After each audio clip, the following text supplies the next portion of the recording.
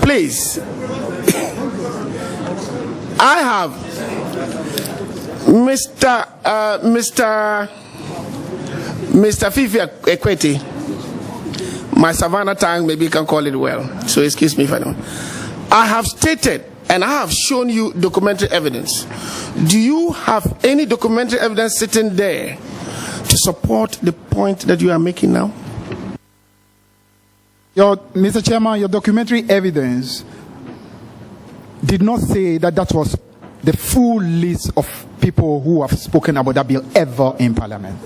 Unless you are able to establish that subsequent to the list you mentioned, no pronouncement ever was made about that in Parliament, and Nana Akufo-Addo never made that pronouncement, then I will be in a position to say I agree with you. But as far as I know subsequently Nana Akufo-Addo was here talking about that. The exact dates in the Parliament I wouldn't recall, but certainly I know that happened. Okay, Mr. Fifi Kwetey. Mr. Fifi Kwetey. Wait, please. We'll get there. I have time. We'll get there. You saying that as far as your information goes, you believe Nana Akufo-Addo made a statement and or commented on it, and therefore it qualifies as his act. By the same reasoning, can we also say that all these people who have spoken and have mentioned would be seen as having pursued that bill for their personal motives? Thank you very much, Mr. Chairman. I don't think I've ever said that because he made a comment about that bill, it was his act. I never said so. So, Mr. Fifi Kwetey, all I'm saying is that from what you have heard, and knowing there was a collective act, it will be unfair to attribute it to any individual. And that's what you are saying, as I'm saying. Is it right or wrong? Mr. Chairman, there is nothing wrong telling an individual who has ever eaten pork that he is a pork eater. Before, so if somebody say that you subscribe to this particular sentiment or belief, the person will not be lying. Can you explain in respect of this bill what you mean by pork? What I simply mean is this: anybody who subscribes to that particular policy that Ghanaian prisoners abroad have to be brought into this country can clearly also be said to be somebody who pushed for that bill. Okay, so in other words, Honorable Ahmed, Britogo, Honorable Kedem, and everybody else who spoke and is on record can have the bill attributed to them. Is that right? Exactly true, with the difference that the motives are always different. So it's important always to know what the motives are. I'm not speaking to what?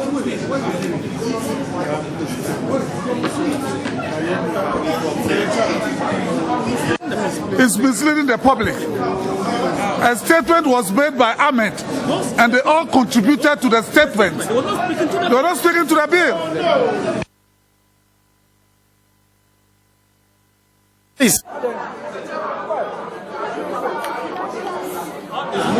Please, Mr. Chairman, I have the Hansards here throughout to the passing of the bill.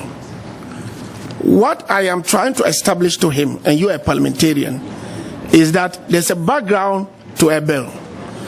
And all those who speak cannot be seen to be the people who initiate the bill. Now, what I want people to understand is that it will be unfair now, in the circumstances of what is clearly on record, to attribute that bill to a Nana Akufo-Addo act for a specific motive, especially that all the hazard you have in the hazard, America was, please, America was never mentioned. It was Thailand and Asia. That is all that I'm saying. And if we think differently, let's set the standards now. And I want to know the standards you are going to set as deputy minister. I think the whole country is watching, and I think it's all nice. What I'm saying is that I have given you clear evidence that bill wasn't an individual bill. It wasn't the statement started this and asked that immediate action be taken. Please, I think I gave my background, the background to the bill. A statement was made, subsequent development asked that something be done. In fact, on that day, Nana Akufo-Addo said he didn't even know of the statement. So he didn't even prepare to make an input. Mr. Fifi Kwetey, a bill of parliament passed into act, will it be an act of parliament or an act of an individual person, a member of parliament?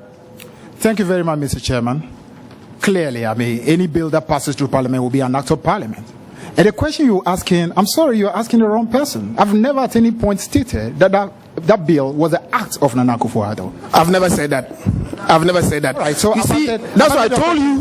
That's why I told you to take it easy and listen to me. You think I'm accusing? I'm only asking you, since you're a man of truth and you are objective and you are now going to be minister for everybody. I'm just trying to let you tell the whole country the kind of objectivity that we can count on you to display. So I've only asked you that in view of what has happened, giving you the background, would it be a fair statement to say, not that you said, get me clear, I'm better than making baseless allegations. I'm asking you whether in the circumstances it would be fair to say, you said yes, but when I mentioned other people, you said no. So what is the standard? I've answered you, Mr. Chairman, I've answered the question. I said that any bill that passes through parliament and is passed becomes an act of parliament. Any individuals who subscribe to that point of view are still maintain that there's nothing wrong with people saying that those individuals push and subscribe to those bills. So all the individuals can be said to have done that? Definitely so. Different people have made coups in the world. And to the extent that they have all made coups, you can call all of them coup makers. Please. But when a group makes a coup... Honorable Deputy Ranking, how many more questions? How many more questions do you have? Because for the past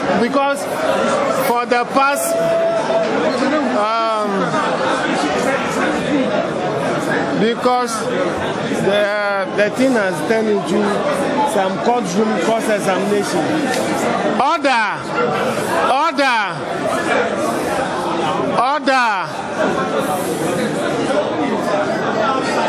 It's okay. Let the whole country see. Order!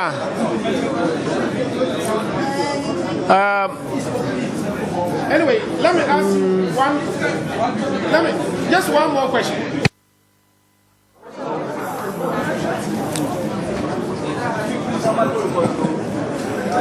Mr. Fifi Kwetey,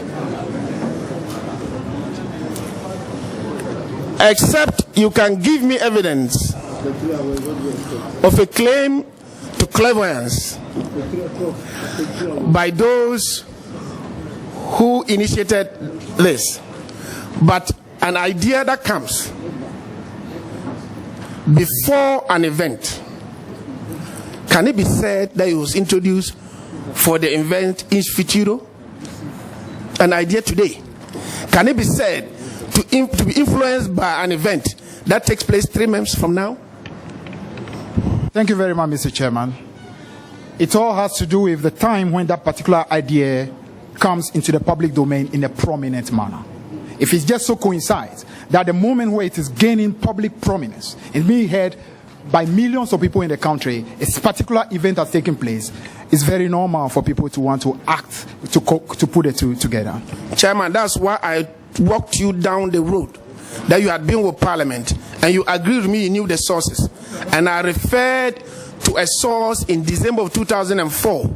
And therefore, clearly, it predates Amoateng.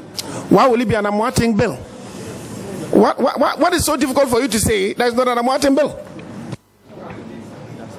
You keep asking a question that I've answered more than once.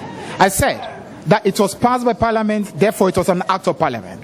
If it was called a Amoateng bill, it was being called because it just so happened that the time it was gaining public prominence, the issue of Amoateng happened, therefore people coined it the Amoateng bill. Okay, will you agree with me that in spite of people coining it, it should be a misnomer in the circumstances, not so? it will be a misnomer, not so? It will depend on the level of knowledge of the people who are calling. I'm talking to you. I'm talking to you, Fifi Kwetey. I'm not talking to the public. I'm talking to you. That to you, it will be a misnomer, not so? It will be a misnomer, clearly I agree, because it happened in 2004. But those who are calling it so clearly will have a reason for calling it. I'm not talking about you. I'm talking about you. I'm talking about you. I was not Mr. Fifi Kwetey. I've just asked your opinion and not the opinion of the country at large. There's no opinion. So, you agree with me that between you and I, what we know, it will be a misnomer, period.